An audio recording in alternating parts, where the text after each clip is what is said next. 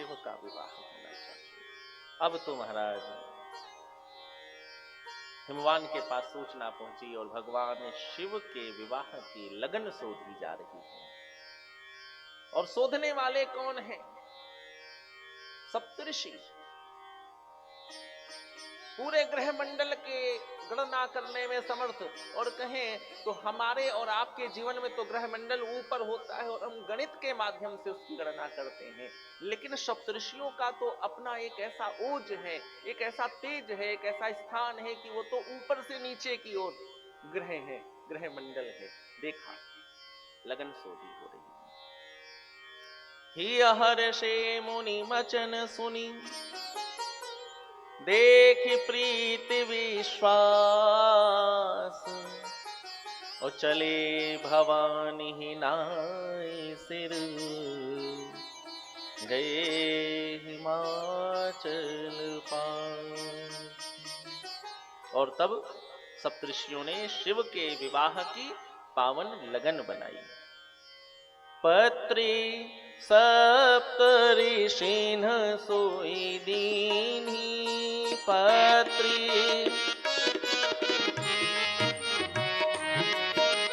गही पद विनय हिमाचल कीन्ही, गही पद विनय हिमाचल दीन्ही, गही पद विनय हिमाचल दीन्ही।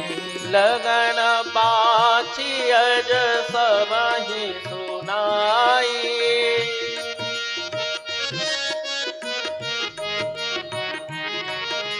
हर से मुनि सब सुर समुदाय,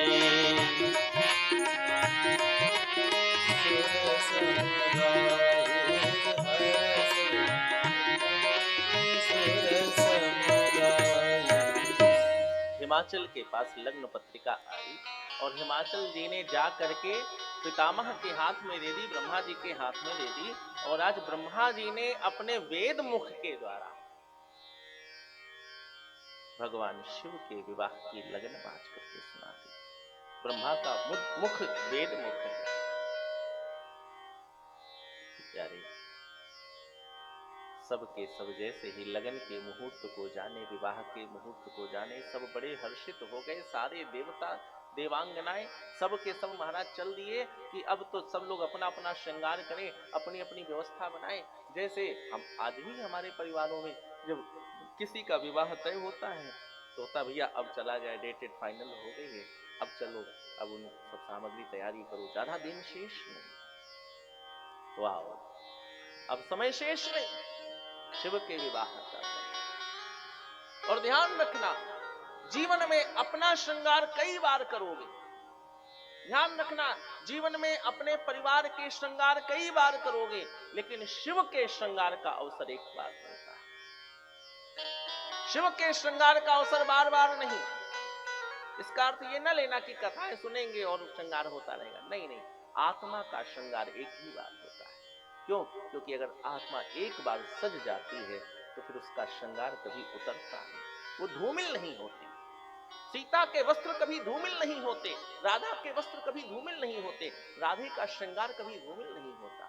उसी तरह से शिव का श्रृंगार कभी नष्ट नहीं होता। एक बार अगर आत्मा का श्रृंगार कर लिया, बुद्धि में जो पड़ेगा हो सकता है कुछ दिन बाद चला जाए, मन में जो आएगा हो सकता है थोड़ी देर में मिट जाए, इंद्रियों में जो जाएगा थोड़ी देर बाद चला जाएगा, शरीर के अंदर जो पोषण के रूप में आएगा थोड़ी देर बाद नष्ट होगा, लेकिन आत्मा का श्रृंगार एक बार हो गया तो ध्यान देना कभी नष्ट नहीं होगा। शिव को सजा दिया तो फिर उसके बाद बार बार सजाने की आवश्यकता नहीं। शिव एक बार सजता है, और किससे सजता है? संतों से सजता है, गंगा से सजता है, नंदीश्वर से सजता है, देवताओं से सजता है, और सबसे बड़ी बात है नारायण से सजता है। स्वयं नारायण से आते हैं शिव। तो आत्मा का श्रृंगार ही शिव का विवाह है, और बुद्धि का श्रृंगार ही पार्वती। जब पार्वती सजती है तो बुद्धि, अपनी बुद्धि को पवित्र करो, सजाओ, और जब शिव सजता है तो आत्मा। तो क्या लगे सवारन सकल सुर, और वाहन विविध विमान, हो ही सगुन मंगल सुभद, ओ करही अप्सरा।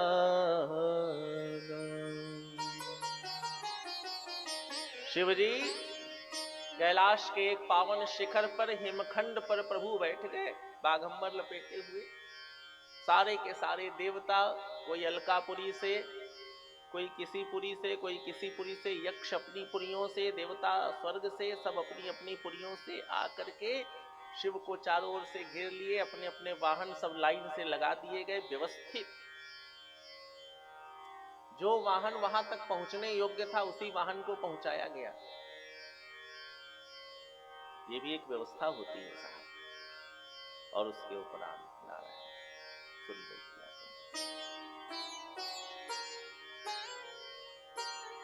सारे के सारे देवता आकर के भगवान शिव के, और गण आकर के भगवान शिव के, भूत प्रेत आकर के भगवान शिव के श्रृंगार में लग गए। सब शिव को सजाने लगे। भगवती भागीरथी प्रभु श्री हरि के चरण का जो पवित्र जल है, जो ब्रह्मा के कमंडलों से कैलाश के शिखर पर शिव की जटाओं से होता हुआ आया है, आज वो फिर से शिव की जटाओं को धो रहा है। शिव का स्नान हो रहा है। सारे के सारे गण शिव के गण, आओ तुम भी अपने आप को थोड़ी देर के लिए शिव का गण बना लो। अपनी आत्मा का श्रृंगार करो। थोड़ी देर के लिए भूल जाओ तुम लखनऊ वासी हो, भूल जाओ कि तुम अलीगंज में रहते हो, भूल जाओ कि तुम्हारा ये नाम है, तुम इस जाति के हो, ऐसे हो वैसे हो, भूल जाओ। थोड़ी देर के लिए अपने को शिव योगी बना लो, शिव गण बना लो, और मन ही मन पहुंच जाओ कैलाश के उस शिखर पर जहां आज शिव सजने वाले हैं। पहुंचो और फिर सब के सब शिव के स्वरूप का, अपनी आत्मा का श्रृंगार करो। शिवा ही शंभु गण करहि सिंगारा, शिवा ही शंभु गण करहि सिंगारा, शिवा ही शंभु गण करहि सिंगारा, शिवा ही शंभु गण करहि सिंगारा, जटा मुकुट अहि मोर सवारा, जटा मुकुट अहि मोर सवारा, जटा मुकुट अहि मोर सवारा, जटा मुकुट अहि मोर सवारा, कंडल कंकनि पहिरे व्याला, पहिरे व्याला, कुंडल कंकनि पहिरे व्याला, कुंडल कंकनि पहिरे व्याला, तना विभूति पटके हरि छाला, तना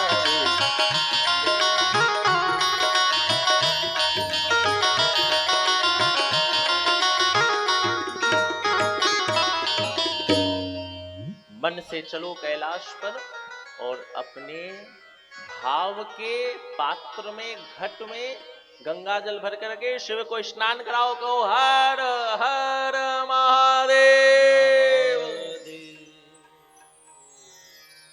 शिव जी को स्नान मानसिक, और ध्यान रखना मन से की गई पूजा सामग्री की पूजा से 1000 गुना श्रेष्ठ होती।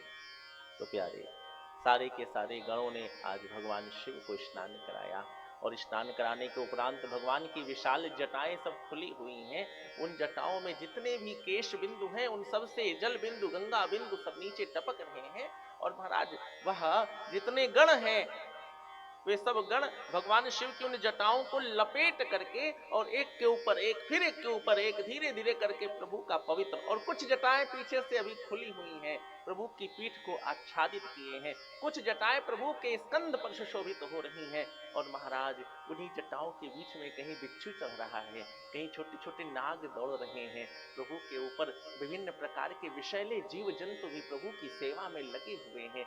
कोई बिच्छू भी अपने डंक से प्रभु के केश को धीरे से सुसज्जित कर रहा है कि प्रभु के भाल पर, ललाट पर कोई केश ना आ जाए और प्रभु का सुंदर ललाट दर्शन हो। तो सब के सब अपने अपने भाव से, अपने अपने अनुसार, किसी के पास हाथ है तो हाथ से सेवा कर रहा है, किसी के पास फण है तो वो फण से सेवा कर रहा है, किसी के पास डंक है तो वो डंक से सेवा कर रहा है। सब अपने अपने भाव से शिव को सजा रहे हैं। जटा मुकुट अहि मोर सवार। और महाराज जब अभी जटा बंध गई तो प्रभु की जटाएं रुक नहीं रही थी, तो इतनी देर में एक बड़ा सुंदर सा महाराज एक सर्प सरकता हुआ प्रभु के मस्तक पर चढ़ा और मस्तक पर जाकर के जटाओं में जाकर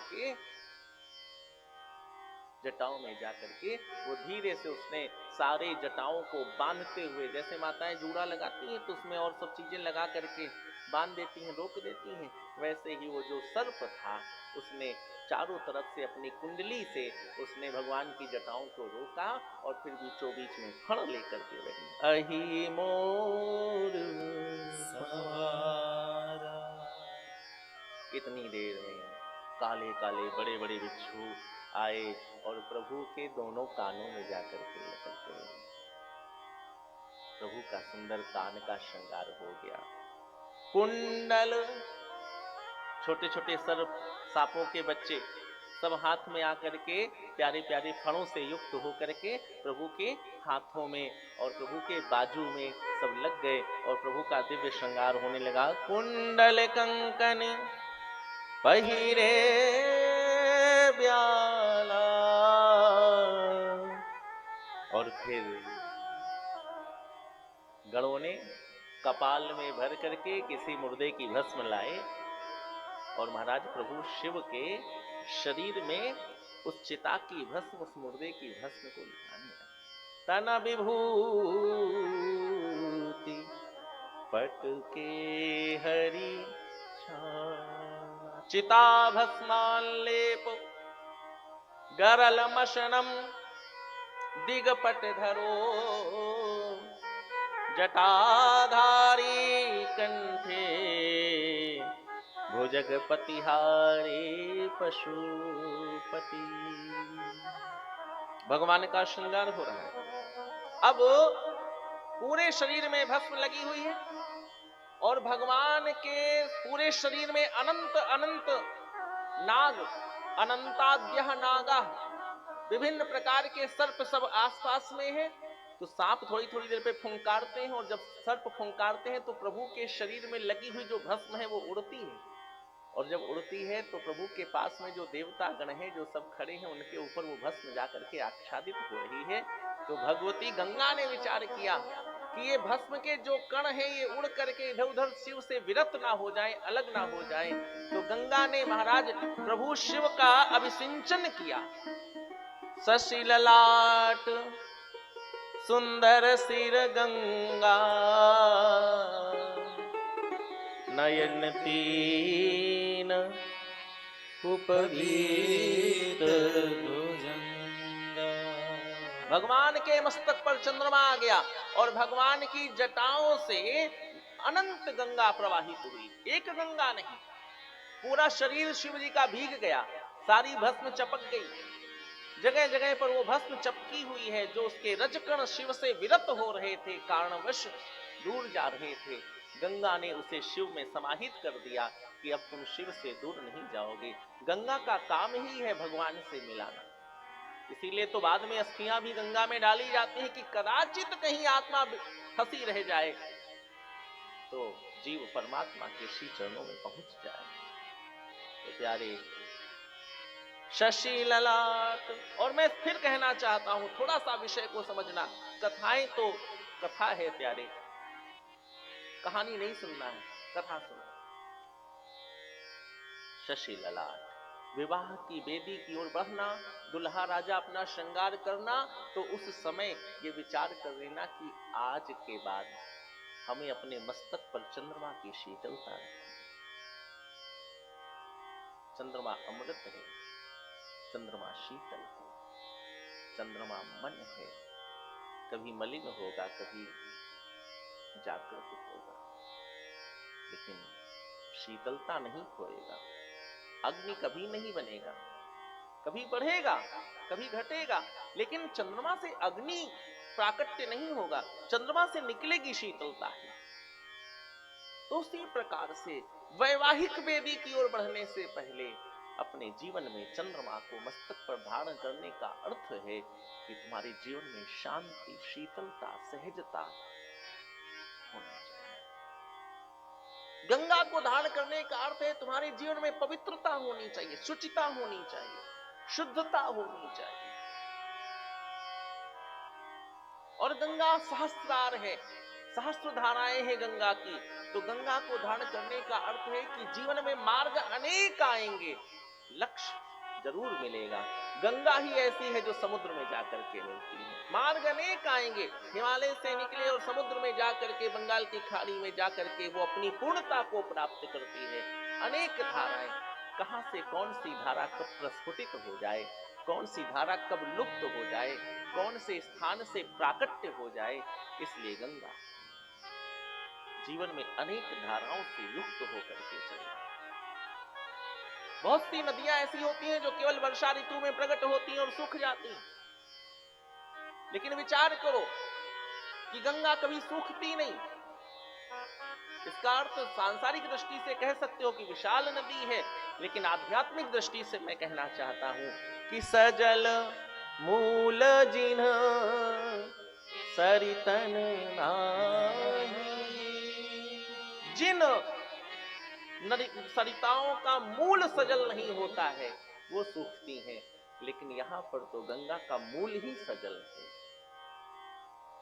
और जिसका मूल सजल है, जिसका मूल पवित्र है, वो कैसे सूख सकता है।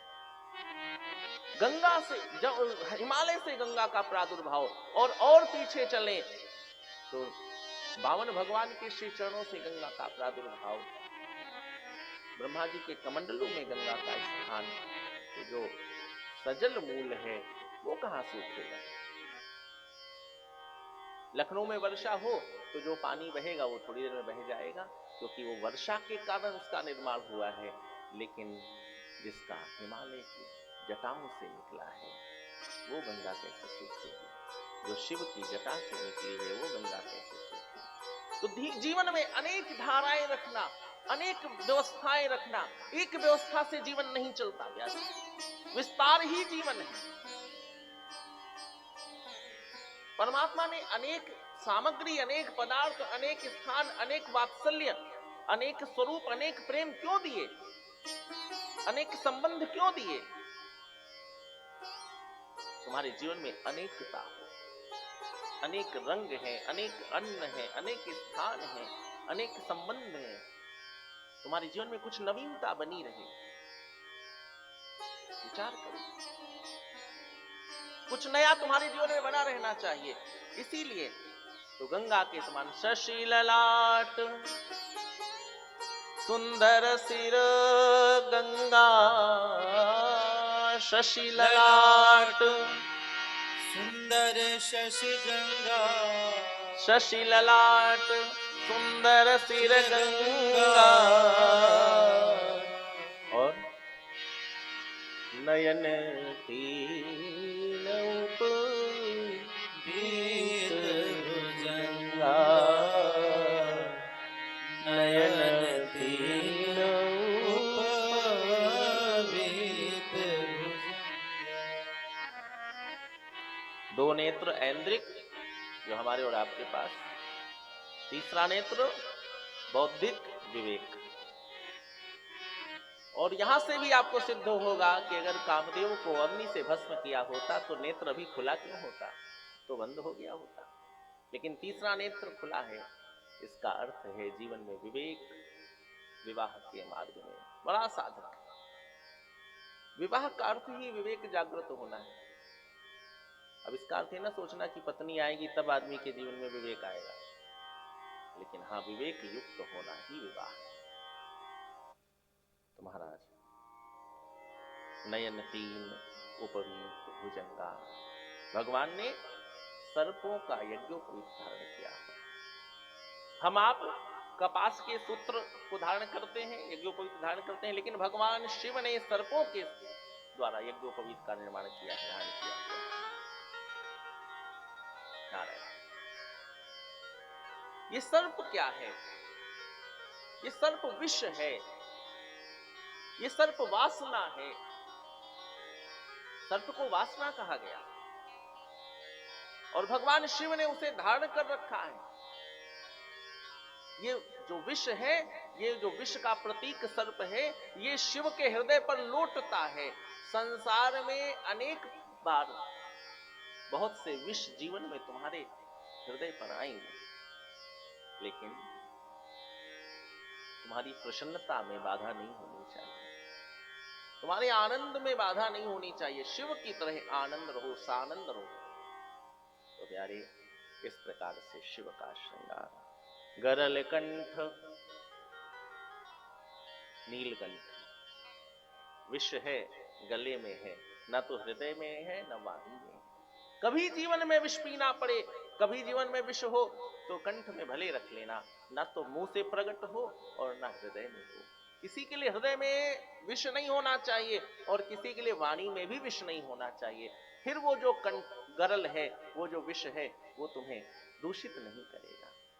गरल कंठ उर नर सिर माला। और अब तो शिव जी ने बहुत से मुंडों की माला धारण कर रखी है। और अशिव वेश शिव धाम कृपा। स्वरूप की दृष्टि से शिव का अशिव वेश है, अमंगलकारी है, लेकिन शिव है कैसे? मंगलकारी है। बड़ा सुंदर शिव का श्रृंगार हो गया। और महाराज उसके उपरांत भगवान शिव ने हाथ में त्रिशूल ले लिया। कर त्रिशूल अरुडमरु विराजा, ओ चले बसाह चढ़ी बाजे बाजा। कर त्रिशूल, हाथ में त्रिशूल, डमरू लेकर के। और अब शिव की सवारी क्या है बताओ, किसी को पता है?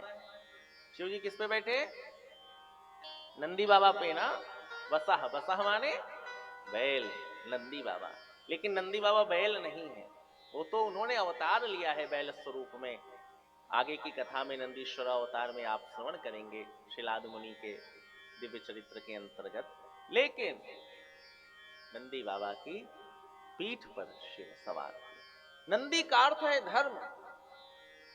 महाधर्मो रूपः, नंदी के लिए कहा गया। सदा नंदी नंदी जगत प्रतिधारी सुरपति, महाधर्मो रूपः जनमन बिहारी पशुपति। महाधर्मो रूपः, धर्म का सबसे बड़ा अंग है नंदी।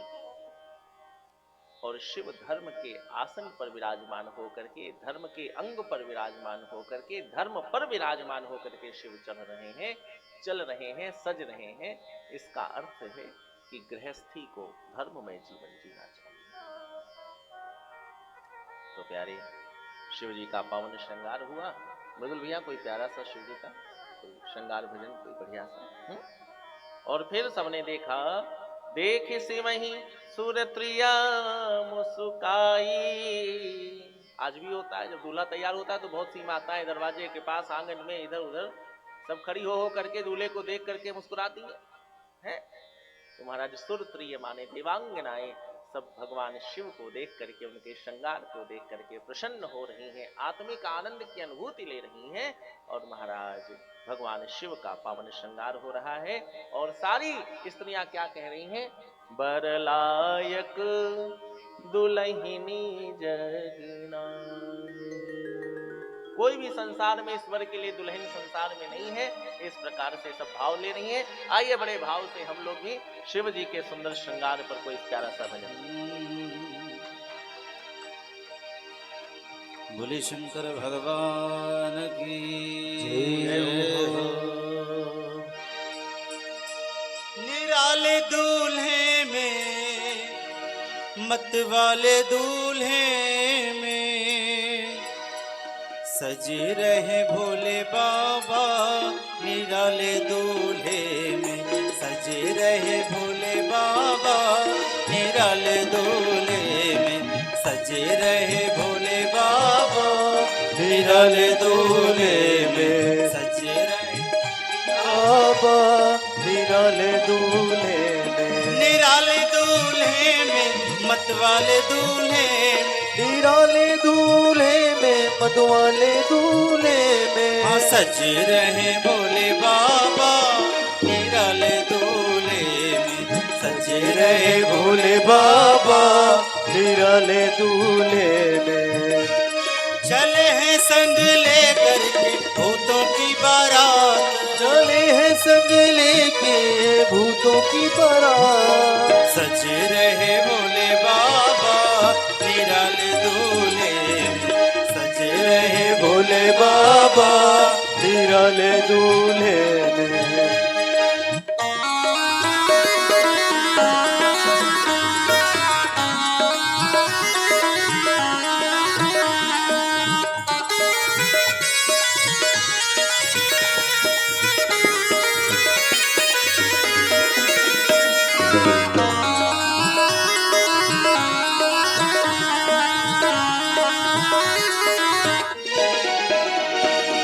श्रृंगार कैसा हो रहा है बाबा का? है भेष निराला, जय हो, है भेष निराला, जय हो, पिए भंग का प्याला, जय हो, सर जटा चढ़ाए, जय हो, तन भस्म लगाए, जय हो, ओढ़ी मृगशाला, जय हो, गले नाग की माला, जय हो, है शीश पे गंगा, जय हो, मस्तक पर चंदा, जय हो, फिर डमरू साजे, जय हो, त्रिशूल विराजे, जय हो, भूतों की लेके टोली चले हैं ससुराल, भूतों के लेके डोली चले हैं ससुराल, सुबाबा जी दिगंबर ओ बैल पे सवार, ओ बैल पे सवार, सज रहे भोले बाबा निराले दूल्हे में, सज रहे भोले बाबा निराले दूल्हे में, हाँ सज रहे भोले बाबा निराले दूल्हे में।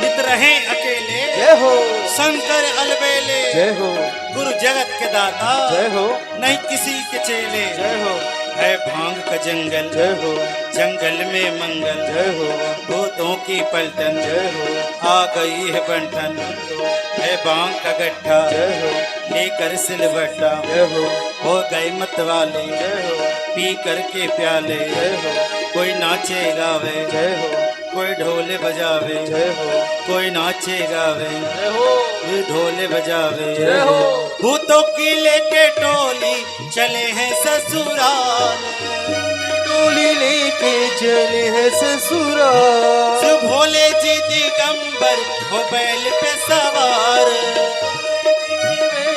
हो बैल पे सवार, सज रहे भोले बाबा निराले दूल्हे में, सज रहे भोले बाबा निराले दूल्हे में, हाँ, सज रहे भोले बाबा निराले दूल्हे में, निराले दूल्हे में, मतवाले दूल्हे में, निराले दूल्हे में, मतवाले दूल्हे में, निराले दूल्हे में, मतवाले दूल्हे में, निराले दूल्हे में, मतवाले दूल्हे में, हाँ, सज रहे भोले बाबा निराले दूल्हे में, सज रहे भोले बाबा निराले दूल्हे में, सज रहे भोले बाबा निराले दूल्हे में, सज रहे भोले बाबा निराले दूल्हे में, सज रहे भोले बाबा निराले दूल्हे, निराले दूल्हे, निराले दूल्हे, निराले दूल्हे,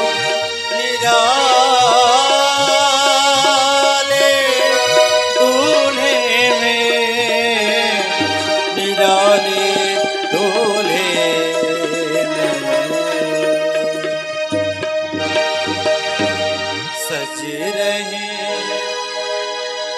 भोले बाबा निराले दूल्हे में। बोले शंकर भगवान की जय। शिव का श्रृंगार। और अब तो सारे के सारे देवता अपने अपने समाज के साथ, देवराज इंद्र देवताओं के साथ में, यक्ष सब अपने अपने समाज के साथ में, सबके सब चल दिए। भगवान शिव अकेले बैठे हुए हैं।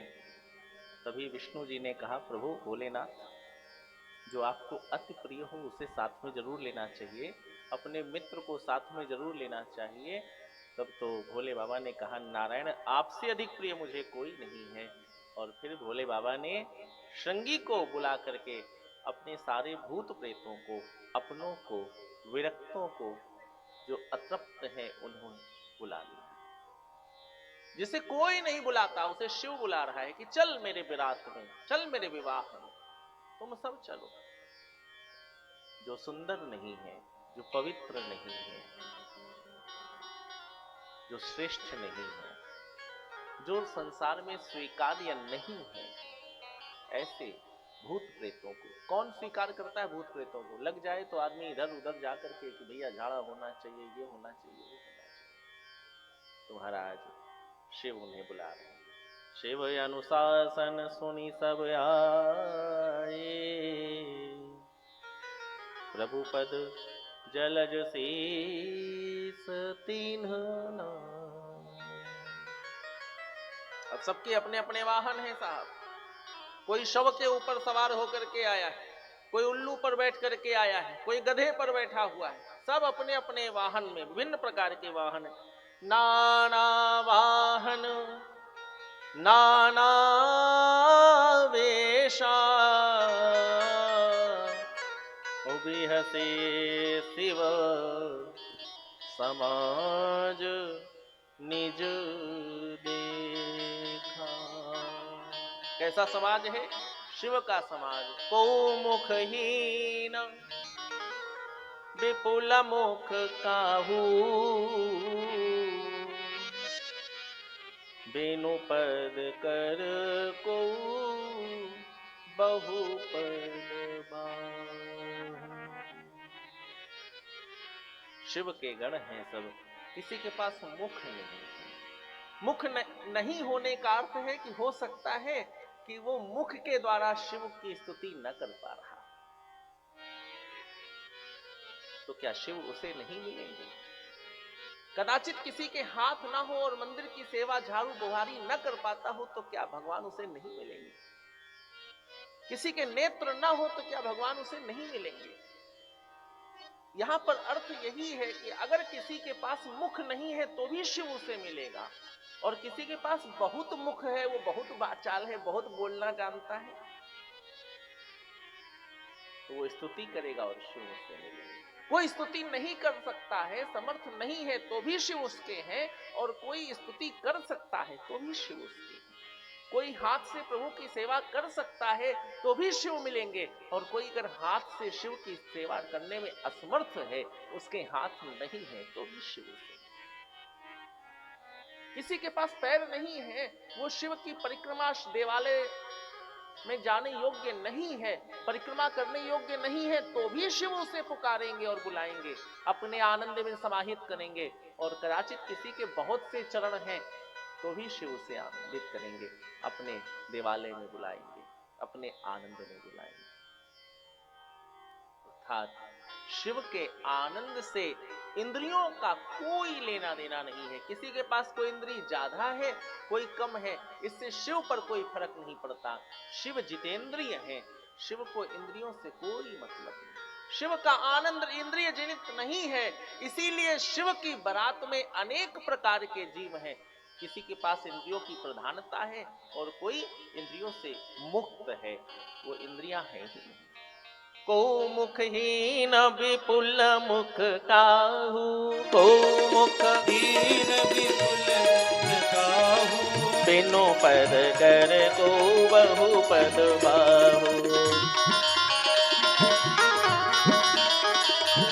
विपुल नयन को नयन विहीना, विपुल नयन को नयन विहीना, हृष्ट पुष्ट को अति तन कीना, हृष्ट पुष्ट को हृष्ट पुष्ट को अति तन कीना, हृष्ट पुष्ट को अति तन कीना, तन कीन को अति पीन, पावन को अपावन गति धरे, भूषण कराल कपाल कर सर सत्य शोणित तन धरे, खरस्वान सुवर श्रीकाल,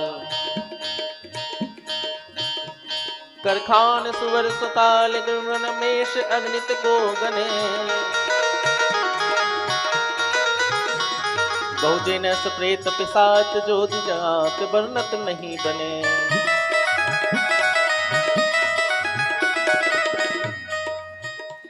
नाचहि गावहि गीत,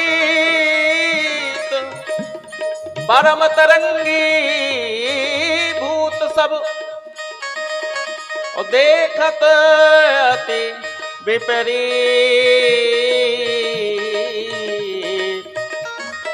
भूलहि बचन विचित्र विधि, नमः शिवाय ओम नमः शिवाय ओम नमः शिवाय ओम नमः शिवाय, नमः शिवाय ओम नमः शिवाय ओम नमः शिवाय ओम नमः शिवाय, नमः शिवाय ओम सभी गाएं भाव के साथ, नमः शिवाय ओम नमः शिवाय, शिव की बला, ओम नमः शिवाय ओम नमः शिवाय ओम नमः शिवाय, नमः शिवाय ओम नमः शिवाय ओम नमः शिवाय ओम नमः शिवाय, ओम नमः शिवाय ओम नमः शिवाय ओम नमः शिवाय, नमः शिवाय ओम नमः शिवाय ओम नमः शिवाय ओम नमः शिवाय शिवाय, ओम नमः शिवाय ओम नमः शिवाय ओम नमः शिवाय, नमः शिवाय ओम नमः शिवाय, नमः शिवाय ओम नमः शिवाय, नमः शिवाय ओम नमः शिवाय, नमः शिवाय ओम नमः शिवाय,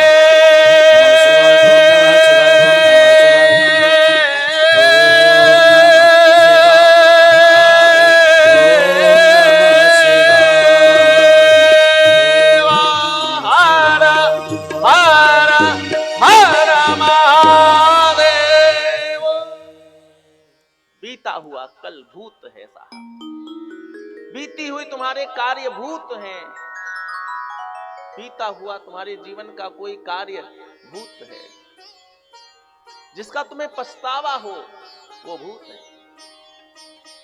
अगर तुमने अपने जीवन को खो दिया है तो वो तुम्हें भूत बन के पछताता है। तुमने अपना बहुमूल्य समय बेकार गंवा दिया है तो भूत हो गया, वो उसका तुम्हें पछतावा होगा, वो तुम्हें परेशान करेगा। कोई बीती हुई ऐसी बात भूत है जो तुम्हें बार बार कचोटती है। भूत का बड़ा व्यापक अर्थ है साहब। और शिव का जीवन ऐसा है कि उसके विवाह में, उसके आनंद में भूत नाचते हैं। इसका अर्थ है कि उसका कुछ भी पिछला ऐसा नहीं है जो रोए, वो तो प्रसन्न है, वो आनंदित। हम लोगों के जीवन में कुछ ऐसा होता है कि हम पिछला कुछ याद करके रोते हैं, कुछ स्मृतियां, कुछ चिंतन, कुछ गलतियां जिनको हमें याद आता है, स्मरण होता है तो हम रोते हैं। लेकिन शिव के जीवन में ऐसा कुछ नहीं है कि उसका भूत रोए। उसका भूत तो परम उमंगी, उसका शिव का प्रेत नाचता है साहब। हमारा भूत सताता है, शिव का भूत श्रृंगार करता है। और ध्यान रखना, तुम्हारा भूत भी तुम्हारा श्रृंगार करता है। जीवन में तुमने अच्छी शिक्षा प्राप्त की, वो भूत तुम्हारा श्रृंगार करता है। अच्छी नौकरी, अच्छा जीवन, बीता हुआ कल ही तो तुम्हें सजाता है साहब। शिव का भूत। और शिव की बारात चली, आनंद होने लगा। बारात पहुंच गई कहां? हिमवान के जनवासे पर पहुंच गई। सारे नगर में सूचना आ गई कि जनवासे में बारात टिकी हुई है। अब तो खूब हिमवान ने चारों तरफ से प्रभु की सेवार्थ विभिन्न प्रकार की सब सेवा कर रखी। तब सबने खूब प्रसादी पाई, खूब बालूशाही उड़ाई। आजकल का समय होता तो पानी वाले बताशे भी होते। बतासे उस समय भी थे लेकिन पानी वाले नहीं थे। कछु दिन भोजन बारी बतासा, तब मीठे बतासे का समय था, सतयुग था। अब कड़ुए बतासे का समय कलयुग। अब मीठे बतासे किसी को दो तो लेता ही नहीं, मंदिरों में भी रखे रहते। पंडित जी थोड़ा सा देना।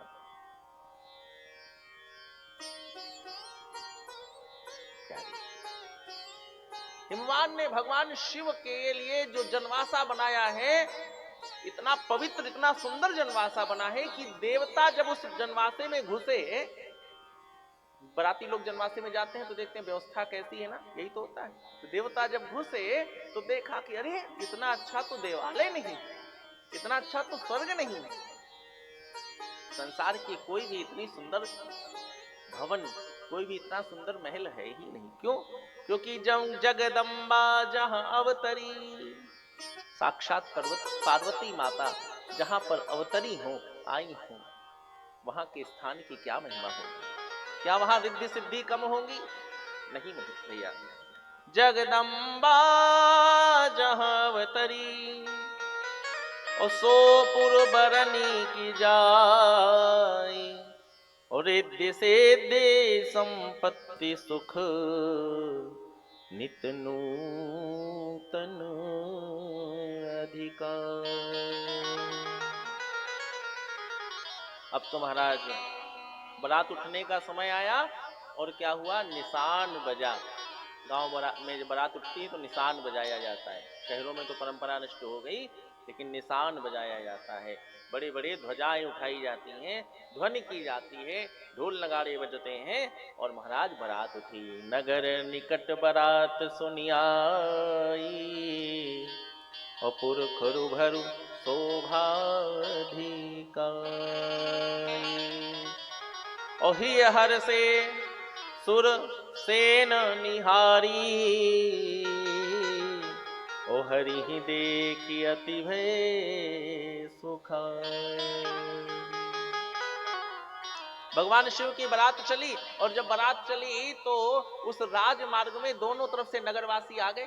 भैया राजकुमारी का विवाह है, पार्वती जी का विवाह है, कौन नहीं आएगा? जानकी जी का विवाह था, पूरा जनकपुर उमड़ पड़ा था। तो उसी तरह से आज जब पार्वती जी के विवाह का अवसर आया तो सब अपनी बिटिया मानते हैं पार्वती को, सब अपनी बहन मानते हैं पार्वती को। सब के सब आकर के द्वार पर इधर उधर मार्ग में जहां जिसको अवसर मिला, समय मिला, स्थान मिला, सब आकर के रुक गए। कोई अपने भवन में, कोई अपनी अटारी पर, कोई अपनी खिड़की पर, सब के सब अपने अपने स्थान पर आकर के खड़े हो गए और शिव जी की बारात का दर्शन करने लगे। प्यारे, बड़ी पवित्र बारात। समय का अभाव है, नहीं थोड़ा और उसको वो करते हैं, लेकिन उसके उपरांत जब ऋषियों का समाज देखा बड़े प्रसन्न हुए, जब विष्णु जी का समाज देखा बड़े प्रसन्न हुए, देवताओं का समाज देखा, सबने बड़े सुंदर सुंदर देवता हैं इनकी बारात में, बड़े अच्छे अच्छे लोग आए हैं सब। लेकिन उसके बाद जब सारी बारात आगे बढ़ने लगी, दूल्हे की गाड़ी तो सबसे पीछे होती है और दूल्हे के दोस्त उसके आगे होते हैं। तो जब भगवान शिव के गण, भगवान शिव के मित्र, जब उनको देखा पुरवासियों ने, तो महाराज सबके सब भयभीत हो गए। भगवान शिव को देखा, सबके सब भयभीत हो गए। माताओं ने अपने छोटे छोटे बच्चों को अपने आंचल में छिपा लिया। कोई बच्चा देख के शिव जी को रोने लगा तो चुपे नहीं हो रहा। अब पिताजी बाबा जी सब हिलरा रहे हैं, दुलरा रहे हैं, घर के अंदर ले जा रहे हैं, लेकिन वो भैया डर गया तो डर गया।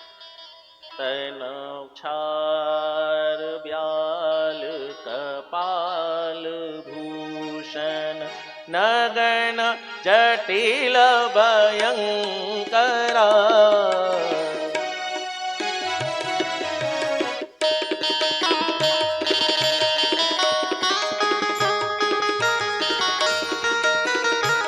संग भूत प्रेत पिशाच जोगिनी, विकट मुख रजनी चरा।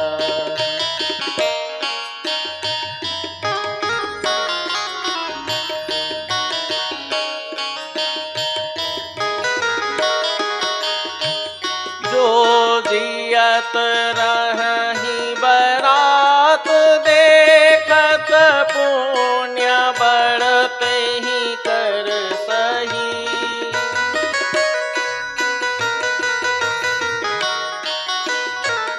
देखे सो उमा विवाहु घर घर बात असिलरी कहीं कही।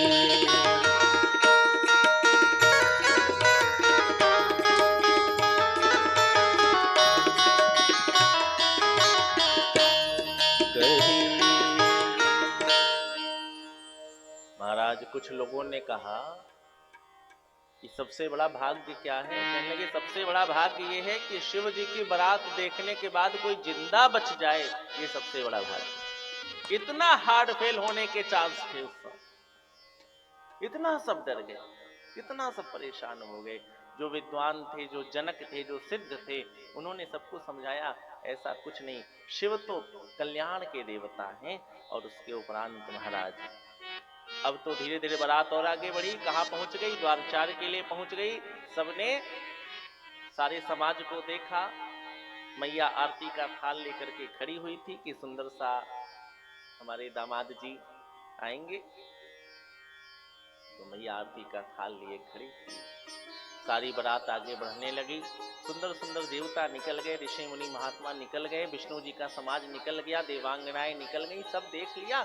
लेकिन अब क्या महाराज, भस्म उड़ रही है, बड़े बड़े सर्प, बड़े बड़े बिच्छू सब सड़क पर टहल रहे हैं, नाच रहे हैं, कूद रहे हैं, मस्ती कर रहे हैं, आनंद कर रहे हैं। और उन्हीं के पीछे भूत प्रेत पिशाच महाराज सब के सब चले आ रहे हैं। अब तो मैना जी देखने लगी ये क्या है। हिमवान जी की ओर देखा, हिमवान जी शांत भाव से खड़े हैं।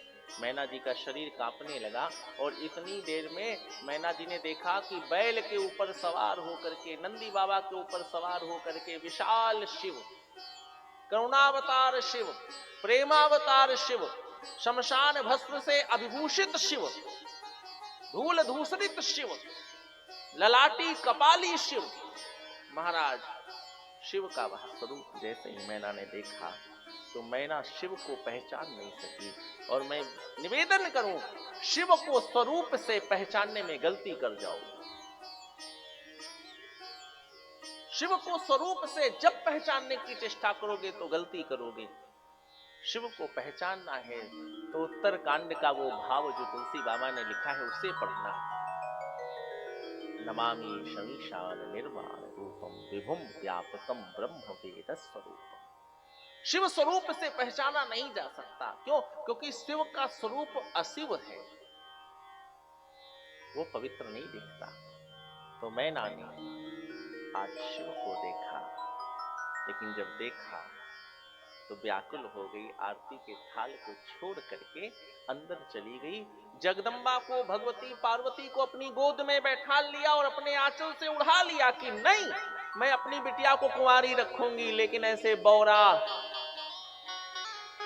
ऐसे कपाली, ऐसे नाग, बिच्छू, सर्प, भूत, प्रेत, इन सब के साथी को अपनी कोई बिटिया देगा? नहीं नहीं, अपने आंचल में समेट लिया बिटिया को कि कोई देखे भी ना, मैं इसकी रक्षक हूं। जिम बालक राखे महतारी, मेरी बिटिया, मैं नहीं। भोले बाबा वहां से चले गए। भोले बाबा के ऊपर कोई प्रभाव नहीं पड़ा, चले गए, जाकर के जनवासे में बैठ गए। ठीक है, जो हो रहा है सब अच्छा हो रहा है। अब तो हिमवान आए, मैया रोने लगी, क्या देखा था बिटिया के लिए, ये देखा था। हिमवान कुछ कहते इससे पहले श्री नारद जी, सप्तऋषि सब के सब उपस्थित हुए और सबने बताया कि मां एक बात कहूं, देखने से शिव नहीं पहचानने में आएंगे, शिव के सानिध्य को प्राप्त करो। शिव का आगमन कष्ट देता है, शिव की स्थिरता आनंद देती है। शिव आएगा तो आनंद नहीं आएगा, शिव रुकेगा तब आनंद आएगा। कृष्ण आते हैं तब आनंद मिलता है, राम आते हैं तब भी आनंद मिलता है, लेकिन शिव की एक अलग अपनी एक भाव है। शिव जब रुकेगा, टिकेगा तब आनंद है। वैराग्य जब टिकता है जीवन में तब आनंद है। और वैराग्य थोड़े समय के लिए आता है ना तो घर वाले परेशान हो जाते हैं, इनको पता नहीं क्या सूझा है पंडित जी, ये तो कह रहे हैं कि हम कमंडल लेके चले जाएंगे महाकुंभ में। वैराग्य जब आता है तो आनंद नहीं देता, वैराग्य जब टिकता है तो आनंद देता। फिर घर वाले पैर छूते हैं, कहते हैं अरे नहीं, बहुत सही मार्ग पर हैं हमारे, इन्होंने तो सब छोड़ दिया महाराज, ये तो वैरागी, लेकिन जिस दिन वैराग्य ले रहे थे उस दिन बड़ी समस्या है महाराज जी, इन्होंने तो सब छोड़ छाड़ दिया है, बहुत परेशान है। यही तो होता है। क्या नारद जी ने, सप्तऋषियों ने मां को समझाया, मैया तुम क्या समझती हो कि तुम करोगी विवाह इनका? नहीं नहीं, ये नित्य मिलन है। शिव पार्वती कभी अलग होते ही नहीं है, तो जगत की दृष्टि से आज विवाह हो रहा है। और सत्यता बताऊं तो आप तो साधन मात्र हो, और आपके जीवन का अनंत अखंड सौभाग्य है कि शिव की प्रिया तुम्हारे घर बिटिया बन के आई है। ये जगत जननी है और आई है तुम्हारे घर में बिटिया बन करके, जगत की माता है। मैना को समझाया और पूरी कथा सुनाई, दक्ष के यहाँ की कथा से, कि इस प्रकार से शिव ने सती का त्याग किया, सती ने स्वयं को यज्ञ से शुद्ध किया, तपस्या से शिव को प्रसन्न किया, और अब वो अवसर है कि जगत की दृष्टि से शिव और सती एक होने जा रहे हैं। मैना ने जैसे ही सुना कि मेरी गोद में तो वो बैठी है जिसकी गोद में संसार विस्तार लेता है, मैना चरणों में गिर गई। पुनि पुनि पार्वती पद बंदे, बार बार अपनी बिटिया के चरण चूमने लगी, प्रणाम करने लगी। बिटिया के चरण को, पार्वती के चरण को मैना जी ने अपने मस्तक पर ले लिया। नारद जी ने समझाया, मां कलंक लेने की आवश्यकता नहीं है, ये कलंक का समय नहीं है, तो सौभाग्य का तिलक करो मस्तक पर इसके। संसार क्या कहेगा कि मैना ने पार्वती को शिव को नहीं दिया, अरे ये सौभाग्य का तिलक है, पार्वती के मस्तक पर और शिव के मस्तक पर होना चाहिए। समझाया। महाराज सब लोग आनंदित हो गए। शिव जी को निवेदन किया गया और अब शिव जी महाराज सप्तऋषियों के साथ में, नारद जी के साथ में, अपने परम हितैषी नारायण के साथ में, संतों के साथ में, नंदी बाबा के साथ में, भृंगी के साथ में भगवान शिव आ रहे हैं मंडप में। समय क्या हो रहा है मुझे पता? आनंद है? बोलो हर हर महादेव। अच्छा लग रहा है? नारायण। देर तो नहीं हो रही, परेशान तो नहीं हो रहे तुम लोग हैं? बारात में तो थोड़ी बहुत देर वैसे भी होती है, और अभी तो वैसे द्वाचार का समय नहीं हुआ। नारायण सीताराम। सियावेशु सती जो कीनत ही, अपराध संकर परिहरी। सीता का रूप रखा था सती ने, इस अपराध के कारण शिव जी ने त्यागा था। हर विराह जाई बहोर पितु के, यज्ञ जोगानल जरी। और फिर वही सती अपने पिता दक्ष के यहाँ पति विरह में जाकर के अपनी योगाग्नि से अपने शरीर को भस्म करती है। अब जानामी तुम्हारे भवन निज, पति लागी दारुण तप किया। और फिर तुम्हारे घर में जन्म लेकर के, पार्वती बन करके महाराज दारुण तप करके, कठिन तप करके शिव को प्राप्त करने के लिए शिव को प्रसन्न किया। लेकिन मां अस जानी संशय तजहु गिरिजा, सर्वदा शंकर।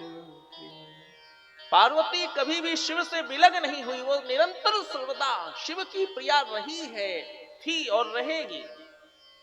ये दोनों अर्धनारीश्वर है, एक दूसरे के पूरक है। बंधुक कांचन निभम रुचिराक्षमालाम, पाशांकुशोच वरदाम निज बाहुदंडई, बिभ्राणमिंदु शकला भरणम त्रिनेत्रम, अर्धांबिकेश मणिशम वपुराश्रयामि। ये दोनों एक दूसरे के पूरक हैं, अर्धनारीश्वर हैं। जगत की दृष्टि से। और इसीलिए तो सनातन धर्म में बिठा है कि जब तक विवाह नहीं होता तब तक ना तो स्त्री पूरी है ना पुरुष पूरा है। विवाह के बाद ही तो, इसीलिए तो अर्धांगिनी शब्द कहा गया कि वो अर्धांगिनी है, वो वामांगिनी है, वो सहधर्मिणी है। क्यों है? क्योंकि जब वो विवाह होगा तभी वह शरीर पूर्ण माना जाएगा। ऐसे तुम अकेले, ऐसे वो अकेले, लेकिन विवाहोपरांत दोनों परिपूर्ण हैं।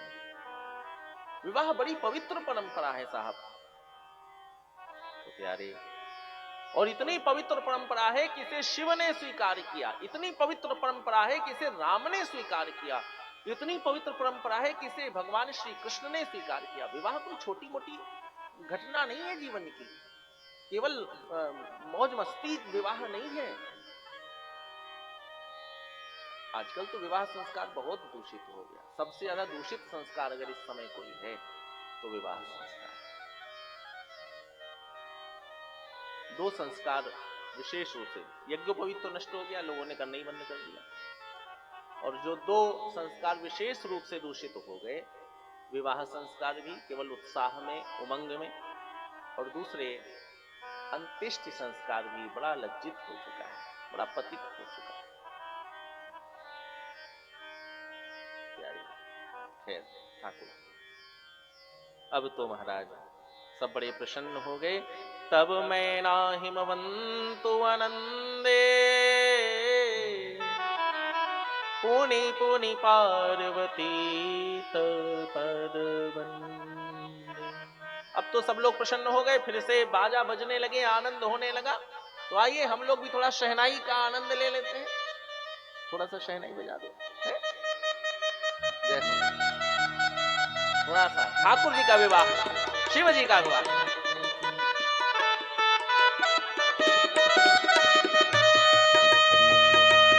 नेत्र बंद कर लो, विचार करो कि हम लोग शिव जी की बारात में, शिव जी के विवाह में बैठे हुए, और थोड़ा और विचार कर पाओ तो करो कि हम लोग शिव जी के गण हैं। बहु मुखहीन विपुल मुख काहू। जय हो।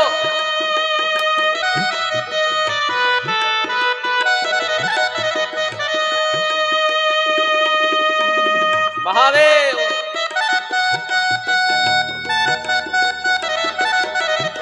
भगवान शिव का द्वारचार हो रहा है।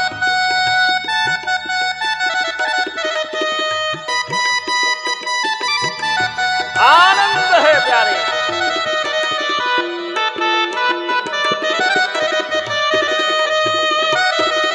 जय हो भोले बाबा की।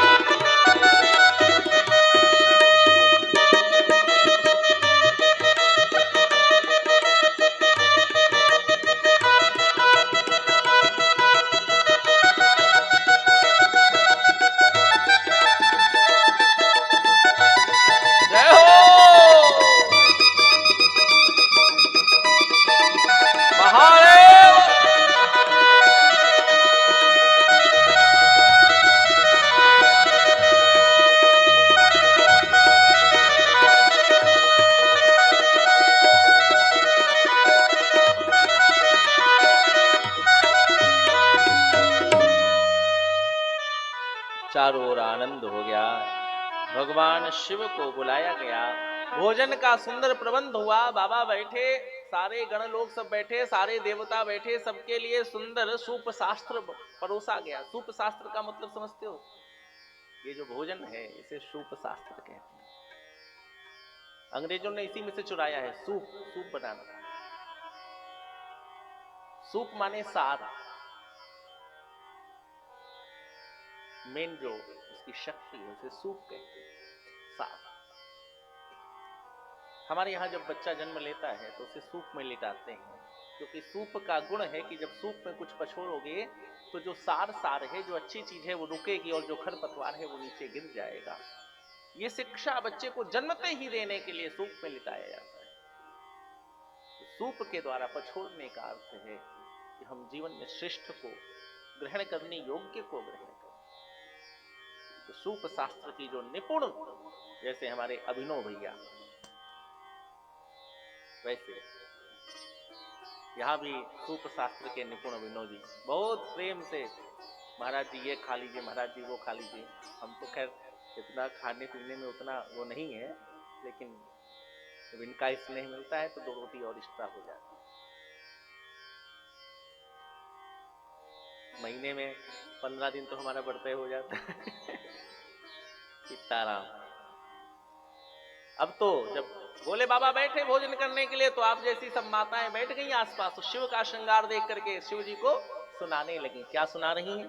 गारी मधुर स्वर दे सुंदरी दे क्या वचन सुनावही।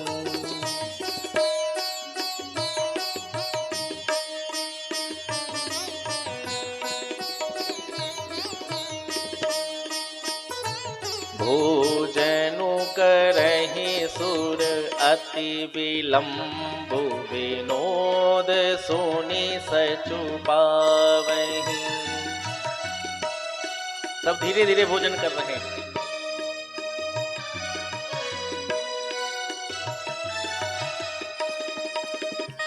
जेवत जो बढ़े ओ आनंद सो मुख कोटि हो न परे कहो।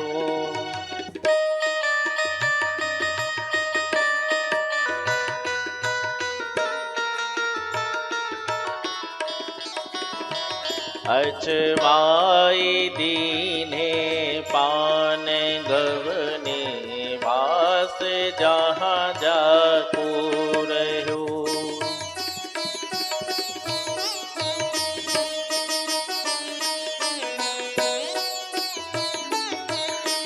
सबने अपने अपने प्रसाद को अचवा करके जल का पान किया।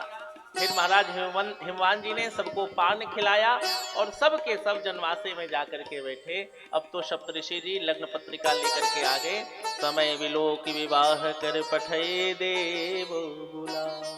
विवाह का समय आ गया, प्रभु चलो। दूल्हे के यहाँ आके कहा जाता है ना, भैया चलो जल्दी से, विवाह का मुहूर्त निकला जा रहा है। अब तो सब भगवान शिव को लेकर के विवाह के मंडप में, जगदम्बा आज श्रृंगार करके विवाह के मंडप में आ रही हैं। और महाराज हिमवान के जीवन का परम आनंद है।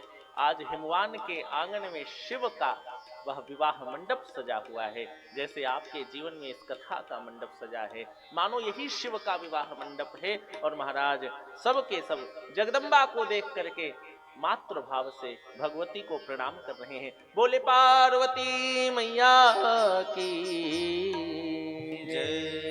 देखत रूप सकल सूर मोहे, उबरने छवि अस जग कवि को। कौन पार्वती की छवि का वर्णन कर सकता है, भगवती की छवि का वर्णन कर सकता है। ध्यान रखना, जब तक तुम बालक हो तब तक मां के स्वरूप का वर्णन नहीं कर सकते। मैया की तो बात निराली है साहब, उसके वात्सल्य की बात निराली, उसके स्वरूप का वर्णन। एक ऐसे बहुत बड़े कवि हुए जिन्होंने भगवती पार्वती के स्वरूप का वर्णन किया, और जब उन्होंने वर्णन किया तो उन्हें श्राप मिला कि जाओ तुम कुष्ठ रोगी हो जाओ, और उन्हें कुष्ठ रोग हुआ क्योंकि उन्होंने पार्वती जी के स्वरूप का, मां के स्वरूप का वर्णन, मां के वात्सल्य का वर्णन करने का अधिकार पुत्र को है, मां के स्वरूप के वर्णन का अधिकार पुत्र को नहीं। इसीलिए तुलसी बाबा ने जब जानकी जी की बात आई स्वरूप के वर्णन की, तो कहा कि सुंदरता कहाँ सुंदर करेगी, जो सुंदरता को भी सुंदर कर दे। कोई सुंदर हो और उसको और सुंदर, मतलब कोई उसका वर्णन उस प्रकार से नहीं है। सुंदरता कहाँ, कोई उपमा है ही नहीं।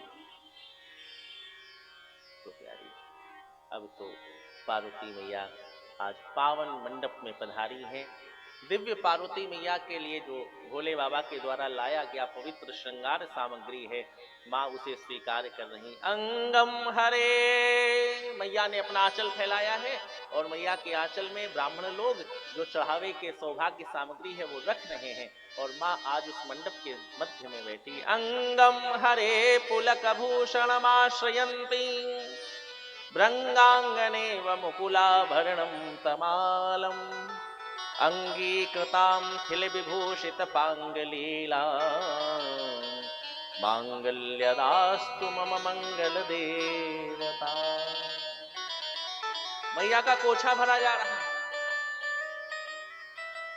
मैया ने सारी सौभाग्य सामग्री, मैया ने सारी मंगलमय सामग्री, अखंड सौभाग्य से प्रेरित जो सामग्री कोच में डाली जाती है कन्या के, वो सब मैया ने अरोर ली, हृदय से लगा लिया, रख लिया, बैठ गई। अब तो मैया का सुंदर उस सामग्री से सबने श्रृंगार किया है। सखियों ने मैया को सुंदर जो ससुराल से आई हुई आभूषण है वो पहनाए जा रहे हैं, और मैया ने सुंदर आभूषण धारण किए।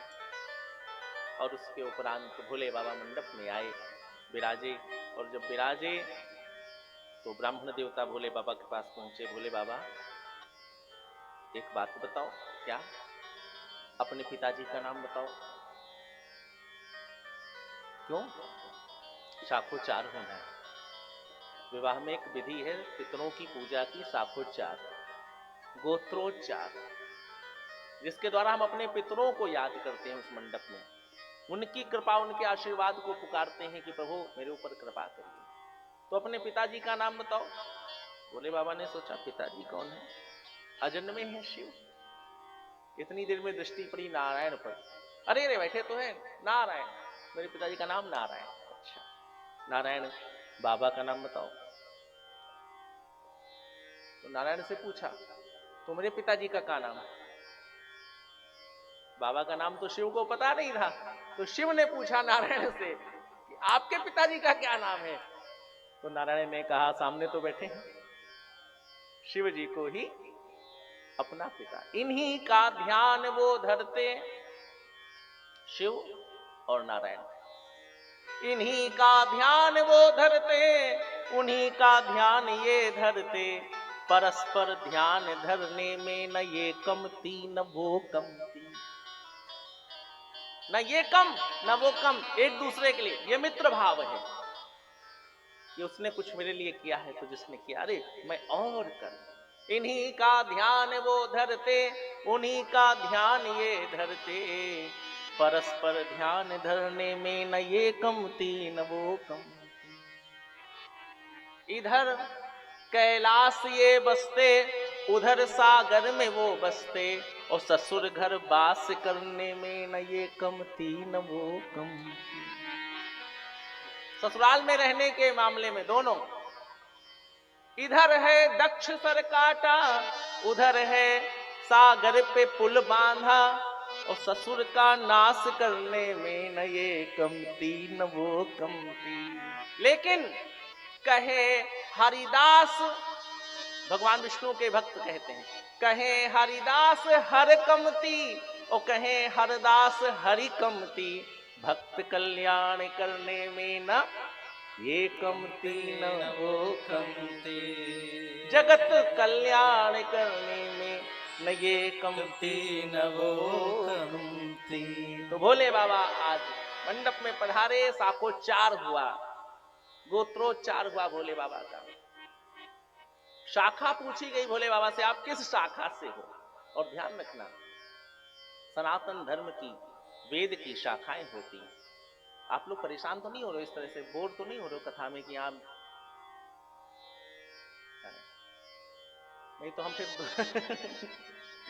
कभी कभी होता है ना, मन ना लगे तो बता देना नारायण।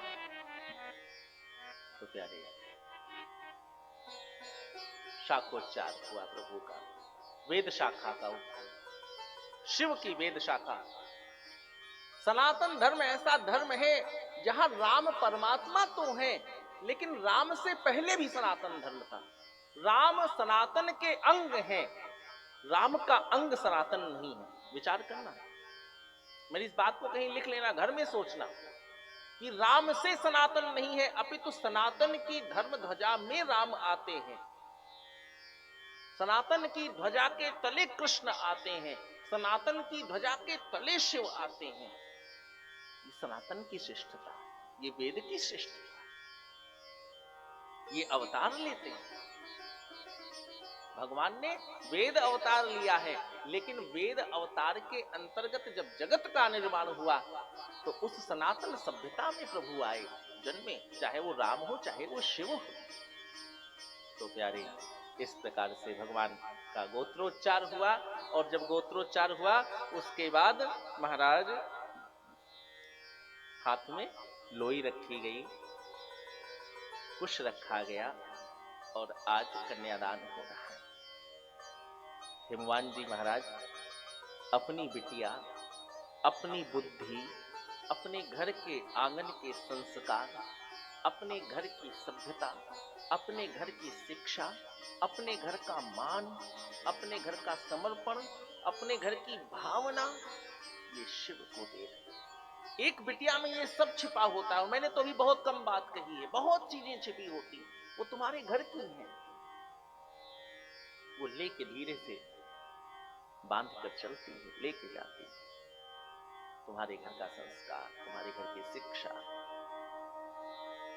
तुम्हारा अपनत्व वो लेके जाती है। उसके साथ जो बंधा है वो सब तुम्हारे घर का ही हो गया। और एक बात मैं कहना चाहता हूं, बिटिया को दहेज से भले पूरा न करना, लेकिन संस्कार से इतना पूरा करके भेजना। जैसे लोग बहुत ज्यादा धन से सोचते हैं कि हम परिपूर्ण कर दें, ये परंपरा बहुत गलत चली आ रही है। हम लोगों ने पैसे को लक्ष्य बना लिया, हर चीज में धन, हर चीज में धन, इसमें धन, उसमें धन। अरे बिना धन के कुछ करो। कभी राधा नाम को धन मान लो, कभी शिव नाम को धन मान लो, कभी सेवा को धन मान लो, कभी संस्कार को धन मान लो। तो प्यारे, आज पार्वती की वह हथेली कन्यादान के द्वारा हिमवान ने शिव के हाथ में दी। शिव ने स्वीकार किया, दान दिया। अब तो महाराज चरण पखारे दोनों के, हाथ पीले किए, आरती उतारी भोले बाबा की। पार्वती जी ने अपने हाथ से भोले बाबा के मस्तक पर तिलक दिया, और उसके उपरांत महाराज भावर का अवसर आया। भगवान शिव और पार्वती भावर लेने लगे। पार्वती जी आगे आगे, शिव पीछे पीछे। अग्नि की 4 भावर हुई हैं, और उसके उपरांत प्रभु पार्वती मैया को अपने दिव्य वामांग में विराजित किए।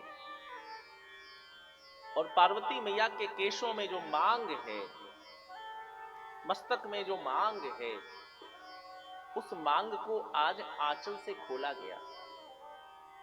ये मांग बंद रहती है कन्याओं की, विवाह से पूर्व ये मांग खुलती नहीं, परंपरा थी।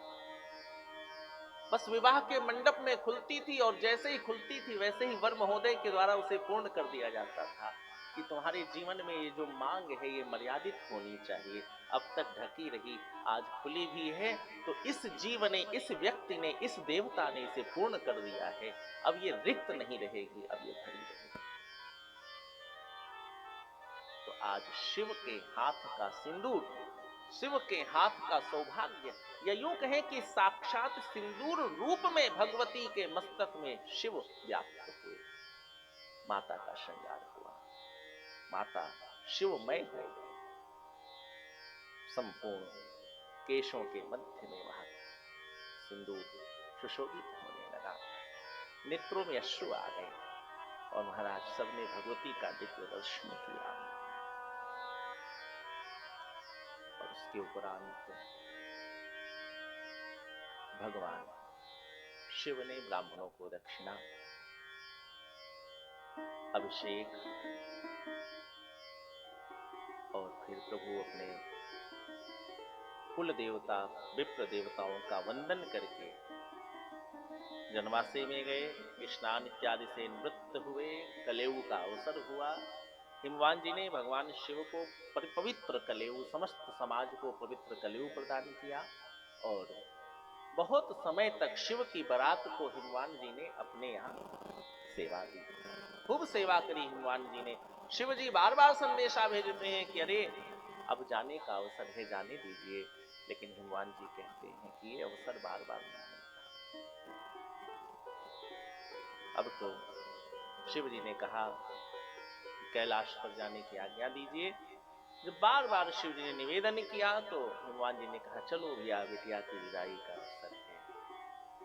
अब तो सारा समाज एकत्रित होने लगा, सब अपने जो थे वो सब खड़े हो गए आकर के, सबकी आंखें सजल हो गई और पार्वती मैया अपने आंचल में अपने घर के अक्षत, अपने घर के चावल, अपने घर के सद्भाव बटोरने लगी। मां ने आंचल डाल दिया और उसके उपरांत आज पार्वती मैया भगवान शिव के साथ जब चलने का अवसर आया तो मैया ने पार्वती जी को उसी मंडप में, उसी आंगन में फिर अपनी गोद पर बैठा लिया। बिटिया मेरी गोद में बैठो। मैंने एक विवाह कराया था, उस विवाह में मुझे एक बात बड़ी अच्छी लगी, हो सके तो कभी जीवन में स्वीकारना। उसमें जब विवाह पूर्ण हो गया था उसके उपरांत पिता ने अपनी गोद में बैठालकर अपनी बिटिया को भोजन कराया था, उनके यहाँ का रिवाज था। और कहते हैं मंडप में जब पिता अपनी गोद में बैठालकर बिटिया को भोजन कराता है तो उस बिटिया को संसार में कभी वो भूखी नहीं रहती। और आज भी वो परिवार में दोनों परिवारों से परिचित हूं, ईश्वर कृपा से बड़े अच्छे। तो प्यारे, ये सब बड़ी प्यारी संस्कार है। तो आज मां ने फिर अपनी गोद में बैठाला मैना ने पार्वती जी को, और फिर मां ने कहा बिटिया एक बात बताओ, तुम्हें पता है सबसे बड़ा धर्म क्या होता है? पार्वती जी तो जगत जननी है, पार्वती जी को तो सब पता है, लेकिन पार्वती जी मौन है। क्यों? क्योंकि मां सिखाए और बच्चा बोले नहीं नहीं, मां को बताना पड़ेगा। तो आज पार्वती जी सब कुछ जानती हैं, लेकिन पार्वती जी शांत भाव से मैया के मुखारविंद को देखने लगी और रोते हुए, सिसकी भरते हुए मैना जी ने पार्वती से कहा कि बिटिया पतिव्रतांच सावित्री लोपमुद्रा अरुंधती शांडिल्या सतसना सूया लक्ष्मी स्वधा सती। बेटा, ये सब पतिव्रत धर्म की दिव्य दैदीप्यमान नक्षत्र, ये परम पवित्र हैं, ये कभी अशुद्ध नहीं हो सकते। और उसके उपरांत धन्या पतिव्रता नारी नान्या पूज्या विशेषतः पावनी लोक पावाना सर्व औघन विनाशिनी। कितनी बड़ी बात कह दी मां ने। कहा कि बिटिया, एक पतिव्रता स्त्री के लिए संसार की कोई भी पूजा उसके पतिव्रत धर्म से बड़ी नहीं, और उस पतिव्रता स्त्री के दर्शन मात्र से संसार के जीवों के सारे पाप नष्ट होते हैं। इसलिए बिटिया, तुम पातिव्रत धर्म परायण रहना। यद्यपि भगवती, मैं फिर कहूंगा, पार्वती जी के लिए कौन सी बात है, लेकिन पार्वती मैया ने स्वीकार किया।